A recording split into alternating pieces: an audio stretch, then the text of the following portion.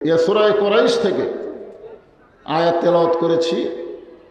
এখানে আল্লাহ বলতেছেন ফালিয়াবুদু রাব্বা হাযাল বাইত, আমার এই ঘরের যারা গোলামি করবে, দাসত্ব গ্রহণ করবে, আমি আল্লাহ তাদেরকে দুইটা পুরস্কার সাথে সাথে দিয়ে দেব। জোরে বলেন কয়টা? দুইটা পুরস্কার সাথে সাথে দিয়ে দেব। এক নম্বর পুরস্কার হলো আল্লাযী আত'আমাহুম মিন জু'ইন, দুই নম্বর পুরস্কার হলো আমানাহুম মিন খাউফ। এক নম্বর পুরস্কার হলো যাবতীয় রিজিকের পেরেশানি থেকে আল্লাহ আমাদেরকে মুক্ত করে দেবে। আমরা সকলেই বিশ্বাস করি রিজিক দেওয়ার মালিককে, আরো জোরে বলেন। আর দুই নম্বর পুরস্কার হলো যাবতীয় ভয় ভীত থেকে। এই খ্রিস্টান ইহুদির যতই অস্ত্র থাক, যতই ওদের হাতে শক্তি থাক, সমস্ত কিছু থেকে আল্লাহ আমাদেরকে নিরাপত্তা দিয়ে দিবে। আমলটা কি? ওই ঘরের মালিকের গোলামি করা লাগবে। ওই ঘর মানে কোন ঘর? আল্লাহর ঘর। আল্লাহর ঘর বলতে এখানে কাবা ঘরকে উল্লেখ করা হয়েছে। কাবার সঙ্গে যত ঘর সম্পৃক্ত, মনে করেন আপনাদের এরুলিয়া বাজারে মসজিদ আছে না নাই, এই মসজিদও কাবার একটা অংশ। আমরা মসজিদকে কার ঘর বলি? আল্লাহর ঘর বলি। এখন গোটা পৃথিবীতে মুসলমানদের মধ্যে একটা ভয় কাজ করতেছে, না জানি কি হয়, কে জয় কে পরাজয়। আমাকে অনেকে বলে হুজুর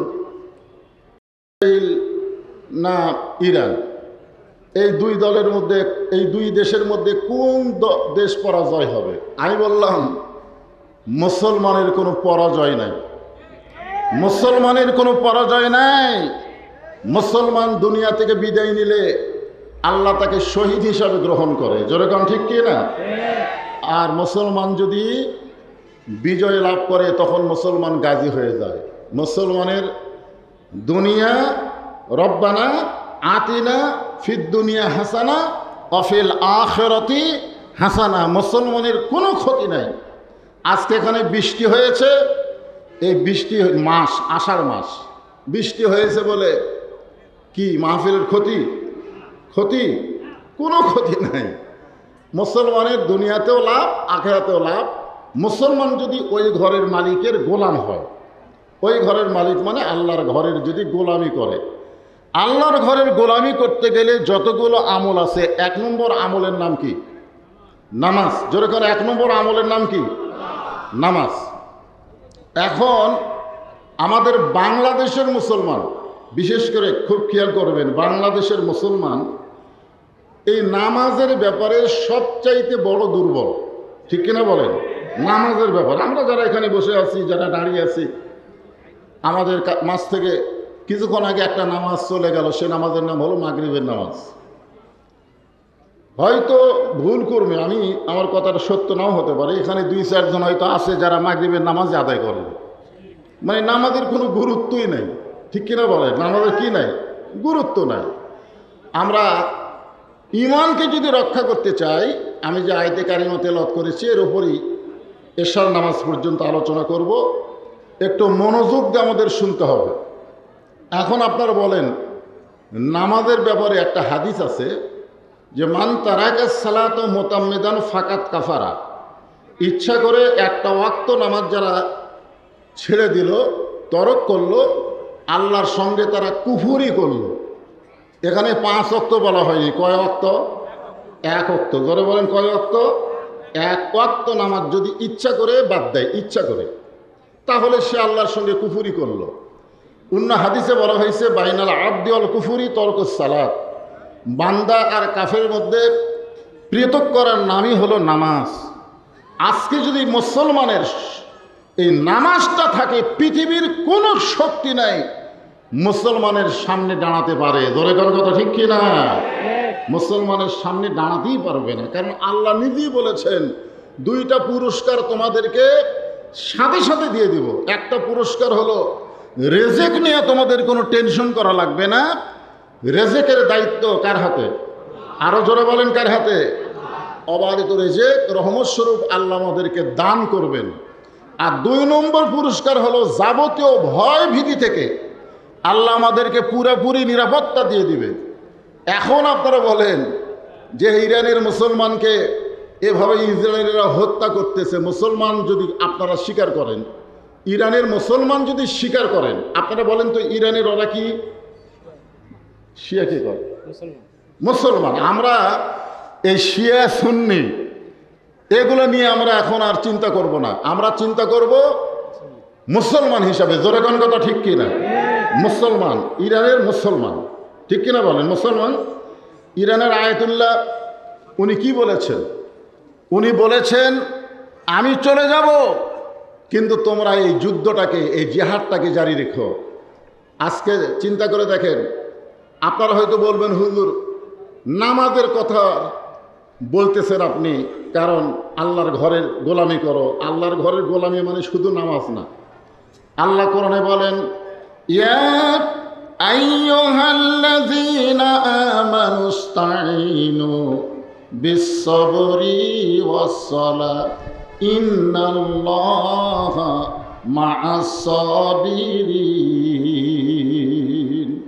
যারা আমাকে বিশ্বাস স্থাপন করেছ, তোমরা যদি আল্লাহর কাছে কিছু পাবার চাও, তাহলে 2টা জিনিসের বিনিময়ে সেটা পাইতে হবে, চাইতে হবে। একটা হলো ধৈর্য, আর একটা হলো নামাজ।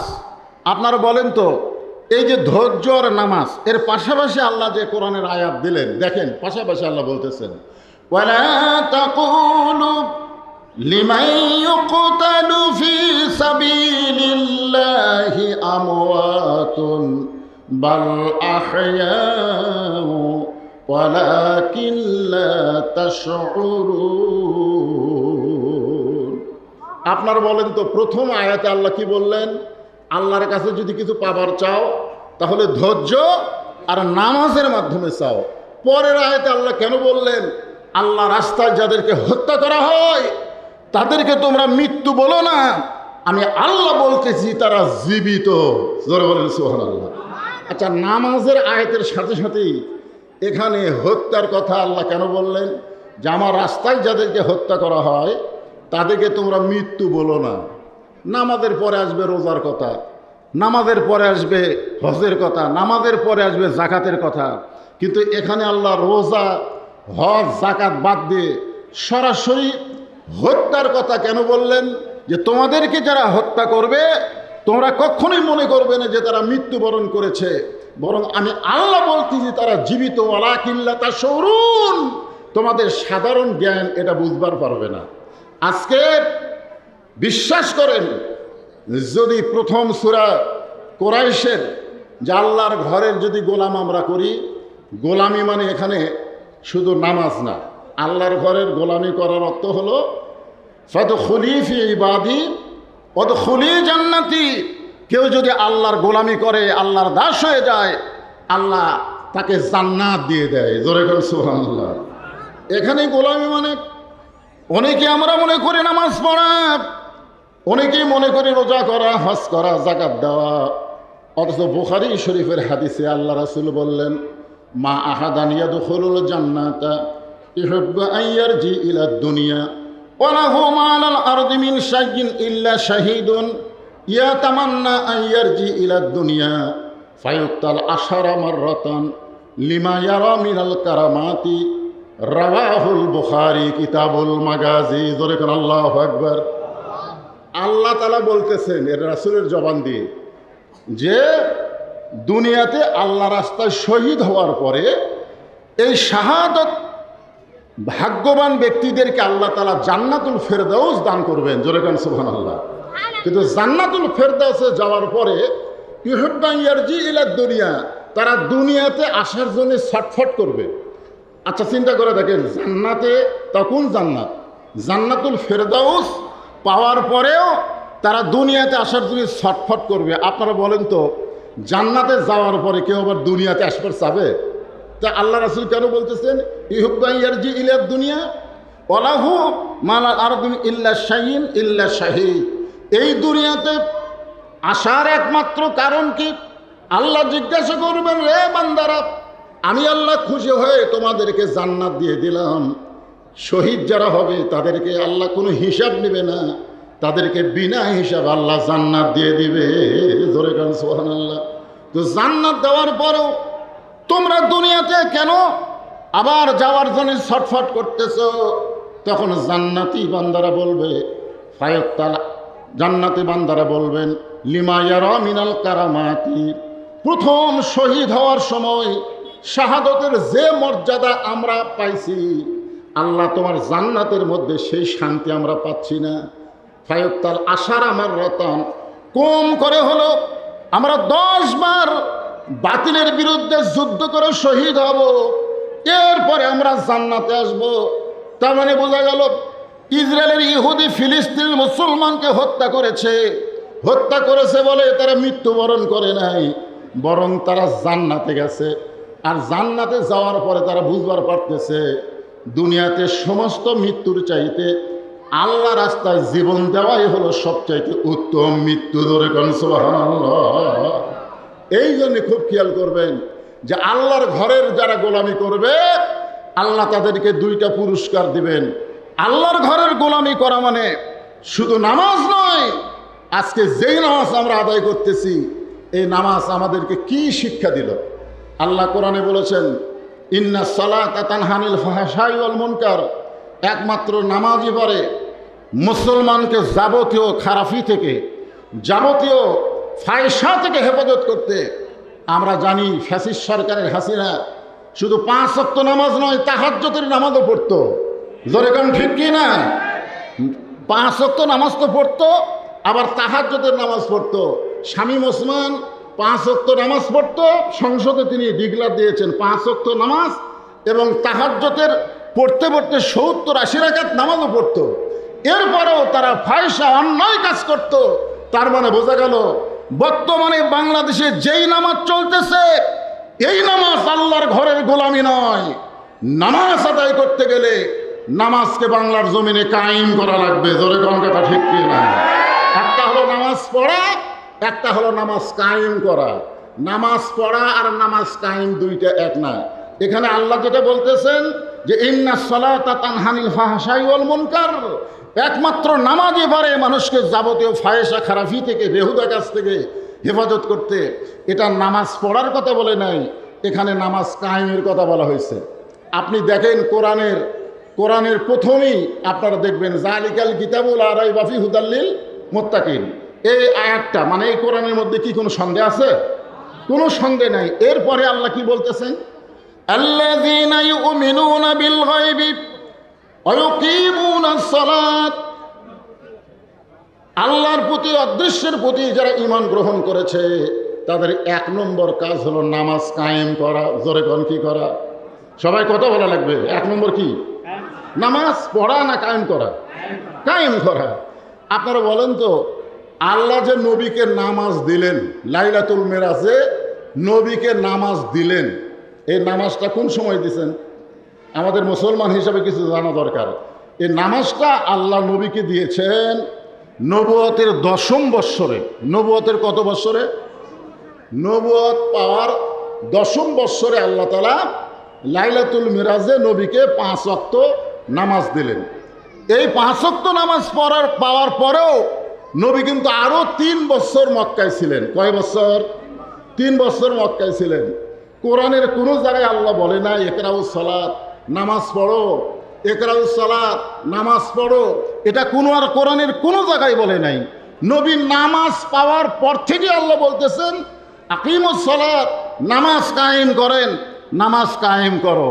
আল্লাহ রাসূল বললেন, আল্লাহ আপনি তো কোরআনে নামাজ কায়েমের কথা বলতেছেন, কিন্তু আমি তো নামাজ নিয়ে আসলাম মক্কায় 5 ওয়াক্ত, কিন্তু নামাজ তো কায়েম হচ্ছে না, নামাজ তো কায়েম হচ্ছে না। নামাজ আমরা চুপি চাপি পড়তেছি, আজান ছাড়া নামাজ। জোরে কোন কি ছাড়া নামাজ? আজান ছাড়া নামাজ। চোরের মতন চুপি চুপি ঘরের মধ্যে নামাজ, নামাজ তো কায়েম হচ্ছে না। তখন আল্লাহ পাক রাসূলকে জানাইলেন, নামাজকে কায়েম করতে গেলে যিনি ইমাম হবেন, যিনি মসজিদের ইমাম হবেন, তিনাকে আবার নেতা হওয়া লাগবে। নামাজকে কায়েম করতে গেলে যিনি মসজিদের ইমাম হবেন, তিনাকেই আবার ওই এলাকার কি হওয়া লাগবে? কথা কয় না কেন? শুধু মসজিদের ইমাম হলে হবে না, সমাজের নেতা হওয়া লাগবে। আপনার উপর যখন নামাজ কায়েমের আয়াত নাজিল করা হলো, তখন মক্কাতে আপনি হলেন ইমাম আর আবু জেহেল হচ্ছে নেতা। যতদিন পর্যন্ত আবু জেহেলের মতন নেতা থাকবে, ততদিন পর্যন্ত আপনার মতন ইমাম নামাজ পড়তে পারেন, পড়াতে পারেন, কিন্তু নামাজ কায়েম করতে পারবেন না। নামাজ কায়েম করতে গেলে যিনি ইমাম হবে তিনাকেই নেতা হওয়া লাগবে। এখন বাংলাদেশে একটা সুযোগ দেখা যাচ্ছে, একটা সুযোগ, একটা বাতাস। আপনাদের দোয়ায় বাংলাদেশের প্রায় জায়গায় ওয়াজ করতে গিয়ে একটা জিনিস আমাদের চোখে ধরা পড়তেছে, মানুষ দিন দিন জালেমের জুলুম এটা বুঝবার পারতেছে। জোরে কোন কথা ঠিক কিনা? মানুষ দিন দিন কারা জালেম, কারা সংসদে গেলে কোনোদিনও নামাজের কথা একবার বলবে না, কারণ তারা নিজেরাই নামাজ পড়ে না, তারা নামাজের কথা কেমনে বলবে? জোরে কোন কথা ঠিক কিনা? এই জন্যে খুব খেয়াল করা লাগবে। আমরা যদি ফালিয়াবুদু রাব্বা হাদাল বাইত, ওই আল্লাহর ঘরের গোলাম হতে চাই, আর আল্লাহর দুইটা নিয়ামত যদি দুনিয়াতেই পেতে চাই, তাহলে আমাদেরকে নামাজ পড়ার মধ্যে শুধু থাকলে হবে না, নামাজ কায়েমের আইন, নামাজ কায়েমের বিধান বাংলার জমিনে পাশ করার চেষ্টা করা লাগবে। জোরে কারো কথা ঠিক না? এই জন্যে আপনাদের একটা কথা এটা বলতেছি, আভাস দিয়ে যাচ্ছি, আমরা তো অনেক কিছুই দেখলাম, ঠিক কিনা বলেন? আমরা কি কম দেখলাম? এই 54 বছর 53 বছরে আমরা বহু কিছু দেখলাম, কিন্তু আমরা তো সবই দেখলাম, কিন্তু একটা বার কি দেখা যায় যে এই বাংলার জমিনে কোরআন দিয়ে ভালো মানুষের আমরা কি চাই? সৎ লোকের শাসন আর আল্লাহর কোরআনের আইন। জোরে কোন কথা ঠিক কিনা? তাহলে কথা কি বলা যায় সব দেখা হলো শেষ, আগামীতে দেখবো আল্লাহর কোরআনের বাংলাদেশ? কারা কারা দেখতে চান দুই হাত তুলে আল্লাহকে দেখান। লিল্লাহি তাকবীর।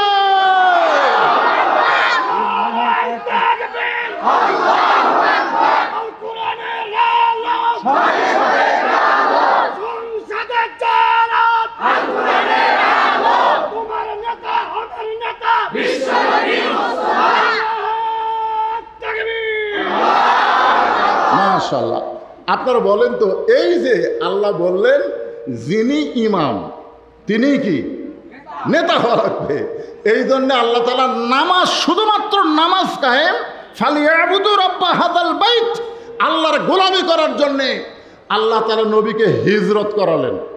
নবীকে হিজরত করালেন, নবী গেলেন মদিনায়, নবী নিজে ইমাম এবং নবী নিজেই রাষ্ট্রনায়ক। আল্লাহ ঘোষণা করলেন, আল্লাযীনা ইম্মাক্কান্নাহুম ফিল আরদ, মুসলমানের মধ্যে কাউকে যখন ক্ষমতার চেয়ার দেওয়া হবে, সে ক্ষমতার চেয়ার পাওয়ার পরে তার 1 নম্বর দায়িত্ব হলো পদ্মা সেতু নির্মাণ করা, 1 নম্বর দায়িত্ব হলো বাল্য বিবাহ বন্ধ করা, 1 নম্বর দায়িত্ব হলো মাদক মুক্ত সমাজ গড়া। এগুলো সবই দায়িত্ব হতে পারে, কিন্তু 1 নম্বর কাজ হচ্ছে নামাজ কায়েমের বিল পাশ করা। জোরে কার কথা ঠিক না? আপনারা বলেন তো, আগামীতে সংসদে কোন দল গেলে নামাজ কায়েমের বিল উত্থাপন করবে?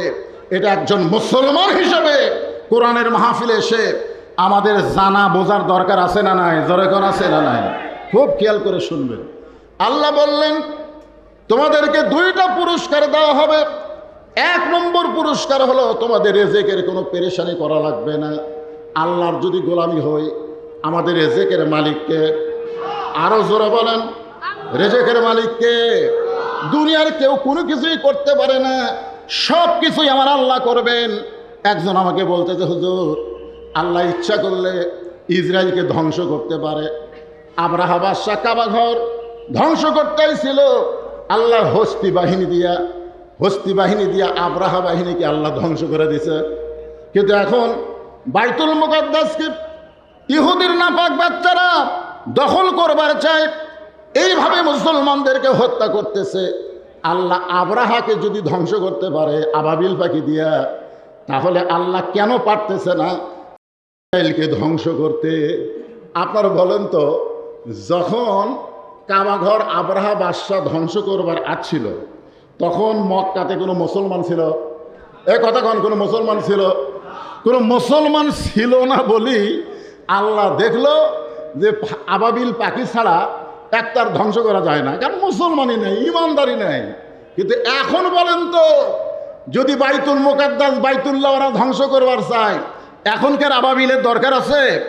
এখন গোটা পৃথিবীতে 200 কোটির উপরে হচ্ছে মুসলমান, 200 কোটির উপরে হচ্ছে মুসলমান।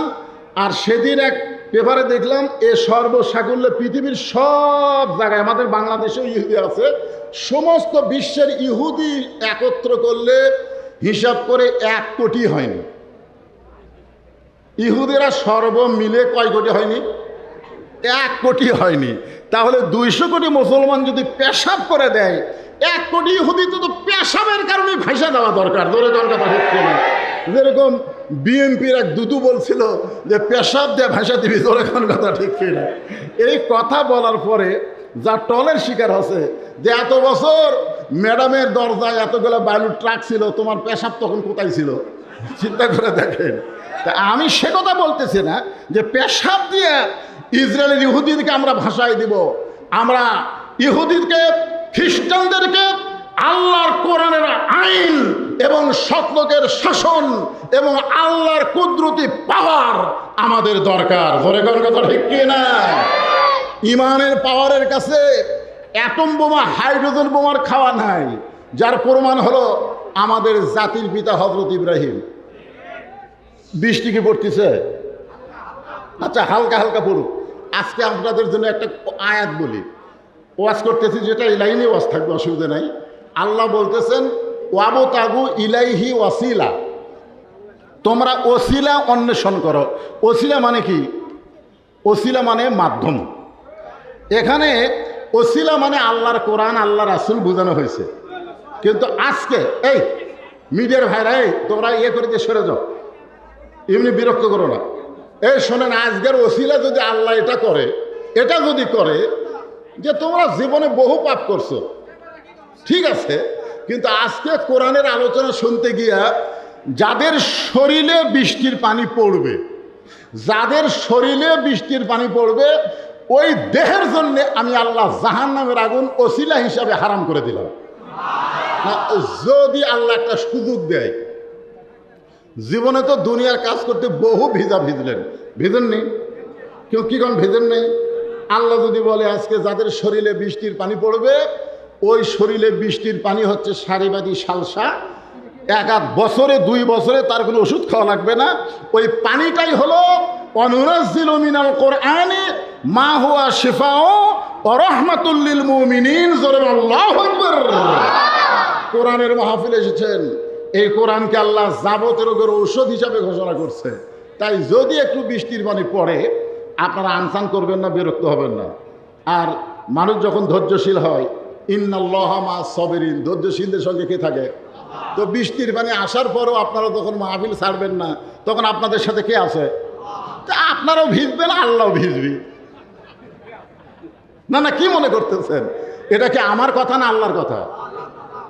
নিশ্চয় আল্লাহ ধৈর্যশীলদের সঙ্গে, ইন্নাল্লাহা মা মানে কি? সাথে আছে। নিশ্চয় আল্লাহ ধৈর্যশীলদের সাথে আছে। তাহলে বৃষ্টির পানি পড়লো, আমরা ধৈর্য নিয়ে দাঁড়ায় থাকলাম, বসে থাকলাম, নড়লাম না। আল্লাহ কয় তাহলে তো আমিও ভিজে যাচ্ছি, তার দরকার নেই, বৃষ্টি বন্ধ করে দিই। দূরে কার কথা ঠিক করে ইনশাল্লাহ আপনাদের ধৈর্য দেখে বৃষ্টি বন্ধ হবে। আমি তো আপনাদের দেশীয় বক্তা। এরপরে মুফতি আমির হামজা আসতেছে। আল্লাহ, আমার ভাতিজা গোলাম রব্বানী এ অসময়ে মাহফিল করেছে, তুমি আল্লাহ ইচ্ছা করলে রাত 12টা পর্যন্ত বৃষ্টি বন্ধ রাখতে পারো।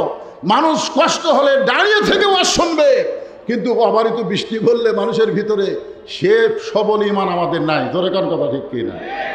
আমি যেটা বলতে চাচ্ছি, ওয়া আমানাহুম মিন খাউফ, যাবতীয় ভয় থেকে আল্লাহ পুরোপুরি নিরাপত্তা দিয়ে দিবে। আপনারা বলেন তো, অ্যাটমের জোর বেশি না ইমানের জোর বেশি? আপনারা বলেন তো, অ্যাটম বোমা, হাইড্রোজেন বোমা আমেরিকা যে পারমাণবিক বোমা তৈরি করছে, আপনার বলেন তো এই বোমার কি নিজস্ব কোনো শক্তি আছে? ওই বোমার মধ্যে শক্তিকার, এ কথাটা বিশ্বাস করা লাগবে। ইসরাব্বিহু লাহু মা ফিস সামাওয়াতি ওয়াল আরদ, আসমান এবং জমিনের মধ্যে যত কিছু আছে সব কিছু তসবিহ আদায় করে কার? আরো ধরে বলেন।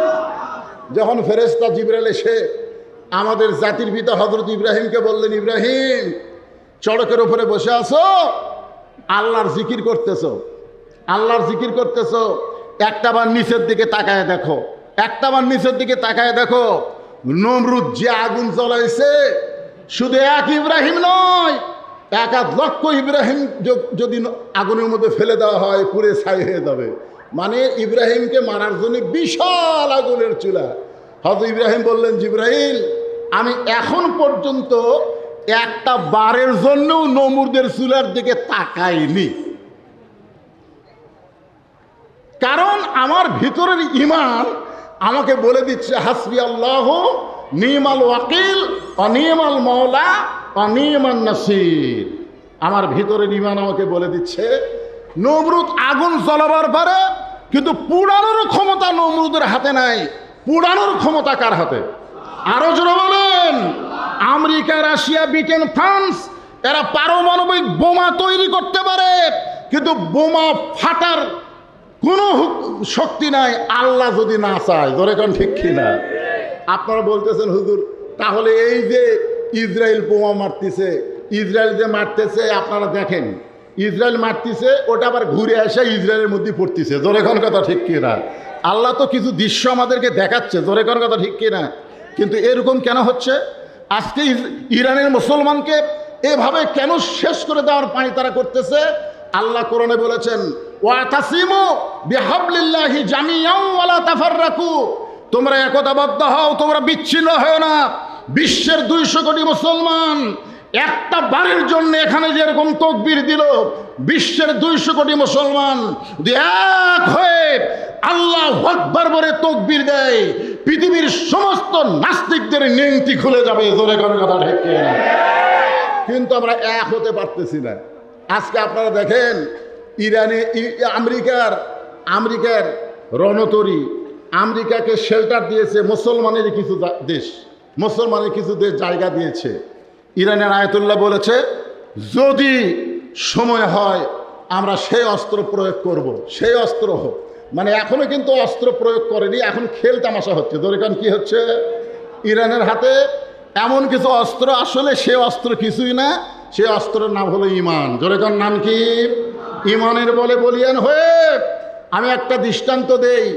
বাড়িওয়ালা যদি ন্যাংরাও হয় আর চোর যদি আমার মতন শক্তিশালীও হয়, আপনারা খুব খেয়াল করবেন, বাড়িওয়ালা কি ন্যাংরা, 2 পায়ে ন্যাংরা, হাঁটতেই পারে না, কিন্তু বাড়িওয়ালা সজাগ আছে, বাড়িওয়ালা চেতন আছে। আর আমার মতন জুয়ান তাগড়া চোর এসে গভীর রাত্রে চুরি করার জন্য কেবল মশান নিছে, এমন সময় যদি বাড়িওয়ালা বলে কে রে, আপনারা বলেন তো চোর কি চুরি করবি না দৌড় দিবি? কারণ বাড়িওয়ালাকে হাঁটতে পারে, বাড়িওয়ালা কি ন্যাংরা। জোরে কন কি ন্যাংরা, কিন্তু বাড়িওয়ালা কি আছে? সজাগ আছে। বাড়িওয়ালা কি আছে? সজাগ আছে। তাহলে এখানে বোঝা গেল চোর যেটা করতেছে এটা হলো অন্যায়, আর বাড়িওয়ালা যে বলতেছে কে রে, এইটা হলো ন্যায়। গোটা পৃথিবীতে ওমাই ইয়াবতাগি গায়রাল ইসলাম দীনান ফালাই ইউকবালা মিনহু, একমাত্র ইসলাম ছাড়া অন্য কোনো জীবন বিধান আল্লাহ কবুল করবে না। ধরে কোন কথা ঠিক কিনা? আমাদের অস্ত্র নাই, আমরা ন্যাংরা হলেও আমাদের পাওয়ার আছে ঈমানের। জোরে কোন কথা ঠিক কিনা? আমেরিকা, রাশিয়া, ব্রিটেন, ফ্রান্স এরা হচ্ছে চোর। একটাবার যদি ঈমানের বলে বলিয়ান হয়ে কে রে বলতে পারি, ওরা দৌড়ে পাহাড়ের গুহার মধ্যে লুকাবে। ধরে কোন কথা ঠিক কিনা? আপনারা দেখেন ইসরায়েলের ইহুদিরা এখন বাংকারের মধ্যে লুকে আছে। ধরে কোন কথা ঠিক কিনা? লুকাস কেন?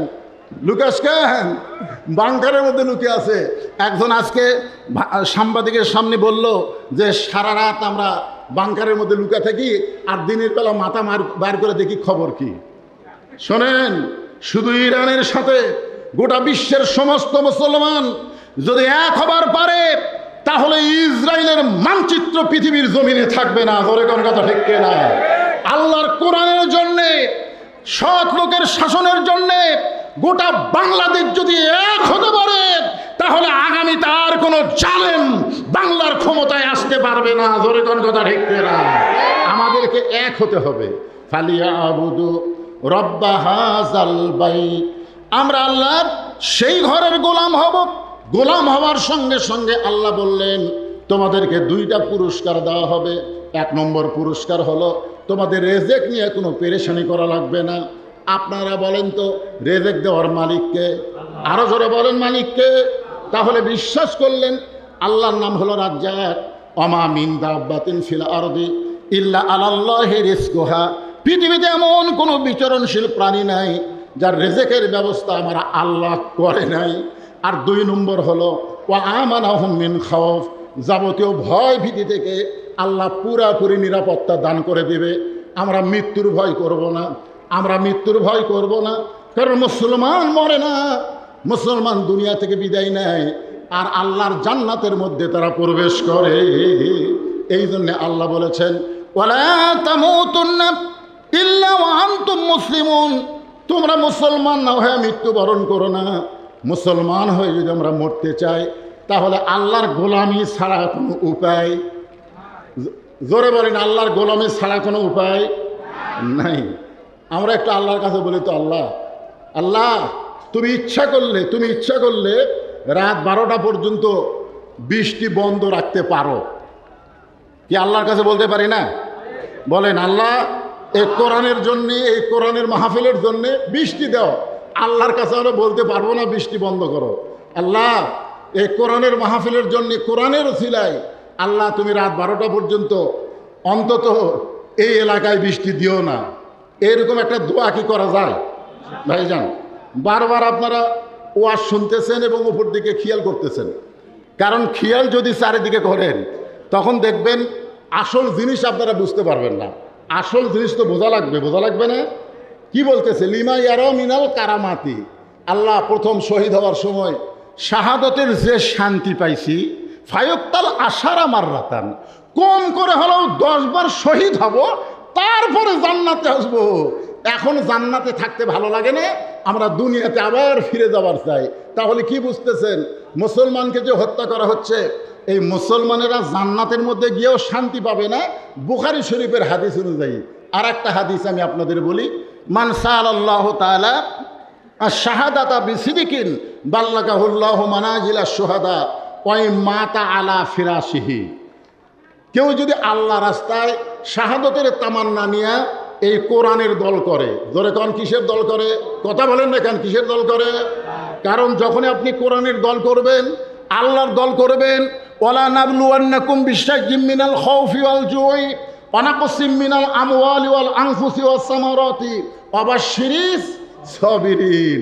আপনি যখন কোরআনের দল করবেন, কোরআনের আন্দোলন করবেন, বাংলাদেশের কোরআন দিয়া পার্লামেন্ট চলবে, সৎ লোকের শাসন চাবেন, তখন আল্লাহ তাআলা আল্লাহ রাসূল বলতেছেন যে সেই ব্যক্তি যদি নিজের বিছনাতে মৃত্যুবরণ করে, সে ব্যক্তি কোথায়? নিজের বাল্লাগাহুল্লাহু মানাজিলা শুহাদা ওয়া মাতা আলা ফিরাশিহি, সে ব্যক্তি যদি নিজের বিছনায় মৃত্যুবরণ করে, হাসরের ময়দানে আল্লাহ তাআলা তাকে শহীদদের কাতারে দাঁড় করায়া দিবে। তবে কষ্ট আছে না নাই? আপনারা বলেন কষ্ট আছে না নাই? অনেক কষ্ট, নানা ধরনের কষ্টের পরেই অবাশশিরিস সাবিরিন, আগে ধৈর্যের পুরস্কার দেবে না। একটা মা যদি সন্তান নিতে চায়, জীবনে কোনোদিন সন্তান হয়নি, এবার প্রথমেই সন্তান হবে, আমার মা বোনেরা যারা পর্দার অন্তরে বসে আছে, আমি তাদেরকে বলবো, মা, আমাদের মায়েরা, আমাদের দাদিরা, আমাদের নানিরা কোনোদিন সিজার করে বাচ্চা নেয় নাই, তারা নর্মালে বাচ্চা নিয়েছে। জোরে কোন কথা ঠিক কিনা? কথা বলেন। এখন একটা কি সিস্টেম হলো, পৃথিবীর কোনো দেশে এত সিজার হয় না যেই সিজার আমাদের বাংলাদেশে হয়। একটা ভ্যানওয়ালার বউ পর্যন্ত নর্মালি বাচ্চা লিবার চায় না, একটা ভ্যান চালায়, ও কয় সিজার। শোনেন, বাচ্চা হওয়ার আমার মায়েরা যারা পর্দার অন্তর আছে, আজকে আমাদের সন্তানগুলো, অধিকাংশ সন্তান, ছোট ছোট বাচ্চারা এই নষ্ট হওয়ার পিছনে কারণ হলো সিজার। কারণ কি? সিজার। আমার মায়েদের বলতেছি, মা, প্রথম বাচ্চা হবে, আল্লাহ রাসূল কেন বললেন মায়ের পায়ের তলে জান্নাত? মায়ের পায়ের তলে জান্নাত, এ কথা বলার পিছনে কারণ আছে না নাই? কি কারণ? একটা সন্তানের জন্য মা বেশি করে না বাপ বেশি করে? মা কি করে? খালি 10 মাস 10 দিন পেটের মধ্যে থসে, বার হওয়ার পর থেকেই বাপের দায়িত্ব। জোরে কথা কর না কেন ভাই? যা কিছু কেনা লাগবে কে? এই সন্তানকে লেখাপড়ার জন্য চিন্তা কে করে? বাপ করে না মামা করে? লেখাপড়া টাকা পয়সা যত খরচ সব কে করে? বাপ করে। আমি তো চিন্তা করি একটা সন্তানকে শুধু 10 মাস 10 দিন পেটে থই আর 2.5 বছর দুধ পান করাই, এরপর আর মায়ের কোনো কষ্ট না, সমস্ত কষ্ট হলো বাপের কষ্ট। জোরে কথা কর না কেন? তারপরেও বাপের পায়ের তলে জান্নাত নয়, মায়ের পায়ের তলে জান্নাত। এটা কি বোঝা লাগবে না? এটা বোঝা লাগবে তো। কি বলবো প্রসবের কথা, মা বিনে সেই ব্যথা কেউ তো বুঝবে না। মাজন ঠেকিয়া সন্তানের দায়, অকালে মা মারা যায়, কেন সে মায়ের ভক্তি করো না। এমন দরদি ভাবে কেউ হবে না আমার মা গো। প্রসবের একটা ব্যথা আছে, কোনোদিন সেই ব্যথা বুঝতে পারে নাই। এবার প্রথম বাচ্চা হবে, কোনোদিন বাচ্চা হয় নাই, প্রথম বাচ্চা হবে। এই প্রসবের ব্যথা যখন শুরু হয়ে গেল, মায়ের পায়ের তলে সন্তানের জান্নাত, মাকে একটু বোঝা দরকার। জোরে কোন কথা ঠিক কিনা? কিন্তু মা পায়ের তলে সন্তানের জান্নাত এইটা না বুঝ হইয়া চিল্লি শুরু করে দিছে। প্রসবের ব্যথা যেই শুরু হয়েছে, মা চিল্লাই বলতেছে, জীবন দেব, বিষ খাবো, গলার দড়ি দেব, এই কষ্ট সহ্য করবার পারি না, এই জীবন আর আমি রাখবো না। এমন সময় দাদি নানি দৌড়ে আসে। দাদি নানি দৌড়ে এসে বলে, তুই কি পাগলি হয়েছিস নাকি? তুই এরকম চিল্লি কেন করতেছিস? তুই একটু ধৈর্য ধর। ইন্নাল্লাহ মা'আস সাবিরিন, ধৈর্যশীলদের সঙ্গে কি আছে? জোরে কান কি আছে? দাদি নানি ধাক্কায় ঘরের মধ্যে নিয়ে যায়, বিছনায় শোয়া দেয়া, ঠান্ডা পানির মধ্যে নরম কাপড় চুবড়ায়া মায়ের কপালের উপরে দেয়, আর বলে ধৈর্য ধর। আর ধাইমাকে বলে, আস্তে আস্তে বিসমিল্লাহ কয়ে সন্তানকে টেনে বের করো। বাজান গো, সন্তান টেনে বের করতেছে, আর মা আর কলিজা টেনে ধরতেছে।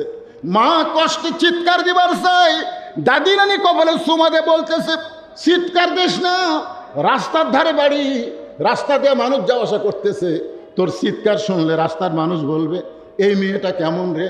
বাচ্চা হওয়ার সময় গোটা পাড়া চিৎকার করেছে, জানাইছে ধৈর্য ধর, ধৈর্য ধর, ধৈর্য ধর। এমন কথা কানে কানে কয়, কপালে চুমা খায়, আর ঠান্ডা পানি কপালের উপরে দিয়ে বলে ধৈর্য ধর। মা ধৈর্য ধারণ করেছে। এদিকে দাদি নানি ইশারা দেয়, মাকে বলে টান দে, সন্তানকে টান দে। এক সময় সন্তান জোরে টান মারছে, সন্তান বের হয়ে গেল, কিন্তু মা কষ্টে বেহুশ হয়ে গেছে। মার আর হুঁশ নাই, মার কোনো হুঁশ নাই। চিন্তা করে দেখে কত কষ্ট করে মা 10 মাস 10 দিন পেটে রাখলো, সেই সন্তান দুনিয়াতে আসলো। আসার পরে সন্তান প্রথম যে কান্না, ওই প্রথম কান্না কিন্তু ম্যা ম্যা মা মা বলে কান্নাকারি করেছে। সন্তানকে গোসল করানোর পরে ওই সন্তানকে গোসল করায় যখন মায়ের বুকের উপরে দেয়, মা কিন্তু সন্তানের দেহের পরশে মা হুঁশটা ফিরে পায়।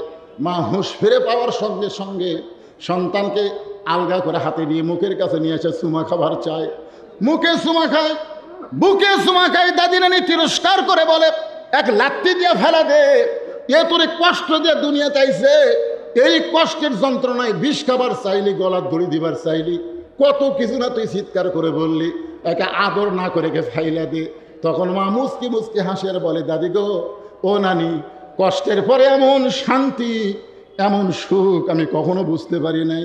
এই সন্তানকে বুকে নেওয়ার সঙ্গে সঙ্গে, এই সন্তান আমার বুকে আসার সাথে সাথে আমার প্রসব ব্যথার যত কষ্ট সব আমি ভুলে গিয়েছি। আজকে মতিউর রহমান নিজামীকে ফাঁসি দেওয়া হয়েছে, আজকে মুজাহিদকে ফাঁসি দেওয়া হয়েছে, আজকে কামরুজ্জামানকে ফাঁসি দেওয়া হয়েছে, আজকে আল্লাহর কোরআনের পাখিকে অন্যায়ভাবে জেলখানা থেকে বের করে বাজানগো হাসপাতালে হত্যা করা হয়েছে। এই কোরআনের আন্দোলন করতে গিয়ে প্রসব বেদনার মতন কত ব্যথা বাংলাদেশের কোরআনের কর্মীরা পাইছে। তারা ঘরে থাকতে পারে নাই, তারা সব সময় বাইরে থাকছে।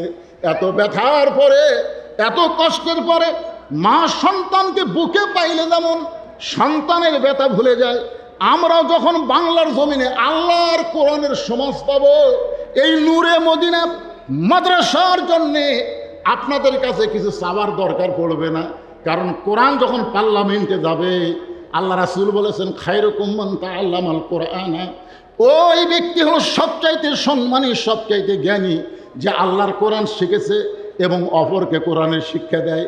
এখন আপনারা বলেন, আমাদের অনেক কষ্ট, এই যে 17 বছর ধরে আমরা কোরআনের জনগণ পাইছি, কোরআনের পক্ষের মানুষ পাইছি, যদি কোরআন সংসদে একবার যায়, তাহলে মা যেমন সন্তান বুকে পাইয়া প্রসব ব্যথা ভুলে যায়, আমরা সব ব্যথা ভুলে যাব। ধরে বলেন ঠিক কিনা? তাহলে আল্লাহর কোরআন আগামী সংসদে আমরা কারা কারা দেখতে চাই? আর একবার 2 হাত তুলে আমার আল্লাহকে দেখায়, লিল্লাহ। সবাই বলেন আল্লাহুম্মা আমিন। আল কোরআনের আলো, 2-1 যে ঘরে ঘরে কোন কেন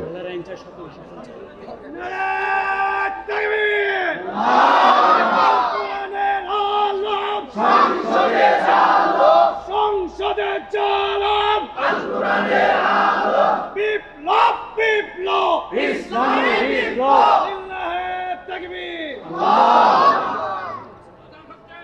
আজান হচ্ছে, আমার কথাও শেষ। আজান মানে আমার কথাও শেষ। এখন আমরা মাহফিল চলবে, নামাজ হবে, নামাজের পরে অনেক বক্তা আছে বিজ্ঞাপনে। আমাকে বলা হয়েছিল মাগরিব থেকে এসা পর্যন্ত, আমি মাগরিব থেকে এসা পর্যন্ত। আজান, অনেকে মনে করে যে আজান দেওয়া সময় চুপ থাকা, আজান দেওয়ার সময় আজানের কি দেওয়া? উত্তর দেওয়া। তা আমাদের এতগুলো মানুষের মধ্য থেকে একজনই যদি আজানের উত্তর দিয়ে দেয়, আমরা সবাই নামাজি। জোরে কোন সবাই কি? আজানের উত্তর দেওয়া মানে কি?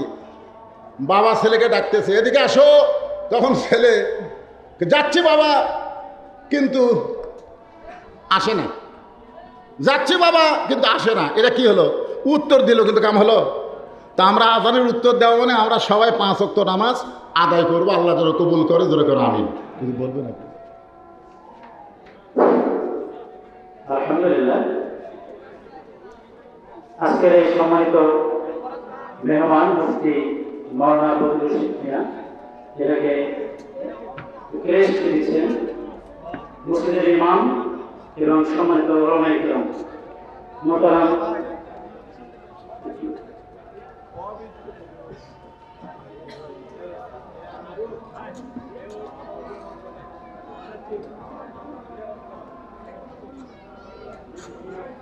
ক্রেস্ট গ্রহণ করছেন প্রধান মেহমান মুফতি মাওলানা বদরুল রশিদ মিয়া বগুড়া। প্রদান করছেন মাদ্রাসা নূরে মদিনা শিক্ষক এবং ওলামা-ই-কেরাম। ধন্যবাদ। সালাতুল সাহেব।